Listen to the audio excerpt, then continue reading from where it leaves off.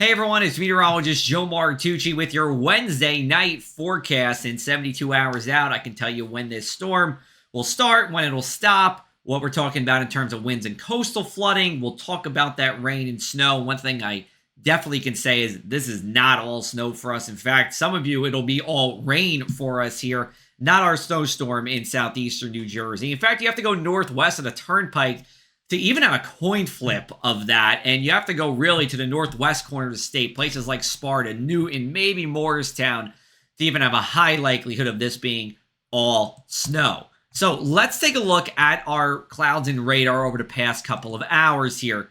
There are two low pressure systems around, both of them important to the weekend forecast. One of them is in the deep south. This will pass tomorrow, bringing us a couple of rain showers in the morning and dragging down some colder air. But the low pressure system that will be ours for the weekend right now is just entering California. There is a long ways to go before it gets here. So there's still some uncertainty to this forecast. But now that it's entered the United States, we have a good idea of what the path of it will be, taking it into the deep south and then pretty close to the Jersey Shore before going out to sea. Let's take a look at tonight. We're talking about increasing cloud cover. A shower will be possible towards dawn here.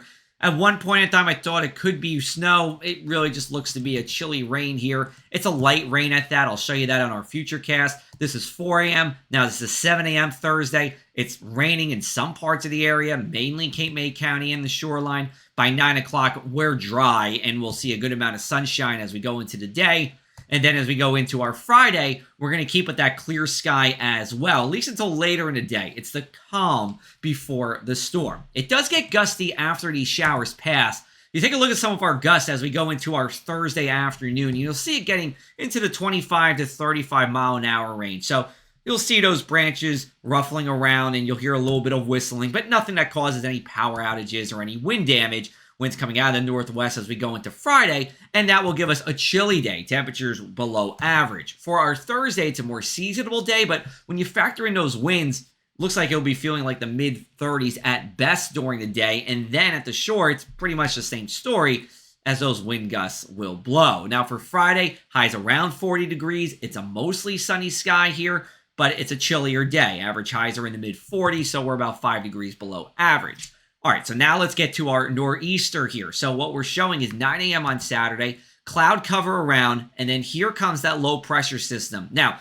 this is just a forecast model. As we say all the time in winter storms, a difference of 50 miles is going to make the difference. But as of right now, I like where this model, this is the GFS American model, is putting out. So rain starts between 4 to 7 p.m. Maybe you see a few flakes in places like Bridgeton or Hamilton well inland. This will continue overnight. It's a windswept rain for us, but once you get to the northwestern part of New Jersey, it's snow, and some heavy snow at that, with a small area of a rain-snow mix in between right around the New Jersey Turnpike. By the early morning on Sunday, the steady precipitation is gone, but what I'm watching for is, do we get some wraparound snow showers on the back edge of this? I think we do, especially places away from the coast. Cape May probably still raining here. And then this wraps up as we get into our Sunday evening. But the worst of it, in terms of the rain, is out by daybreak on Sunday, and we're really just looking for light snow after that. In terms of winds, gusting up to 50 miles an hour for those coastal areas. Not a strong nor'easter, but enough where power outages will not be ruled out. There will be some areas of damage in terms of some small tree branches coming down and some tree limbs too. Then we also have more to talk about in terms of the coastal flooding. But in terms of the nor'easter, we're talking about starting between 4 to 7 p.m. Saturday, ending by daybreak Sunday with the steady stuff, and then it's dry as we get into the evening. It's mainly rain, gusty winds, and 1 or 2 rounds of tidal flooding. Some snow is likely for most of us during the day on Sunday. I don't think it adds up to much, but at least it's something for the snow lovers out there. We take a look at our inland 7-day. On the other side of this storm, it's sunny for Monday. We actually have a more powerful system on Tuesday. It's not a nor'easter, but it is a storm that looks to bring wind and rain, and it could be flooding rain too, similar to what we've seen the past couple of storms in December. But if you're looking for the snow lovers, you have to either go to the northern part of the state, or really you're going to have to wait for at least another 10 days before you see something wintry. You can check out more from me with our Something in the Air podcast. We just released our December 2023 wrap-up yesterday. as well as our year in review.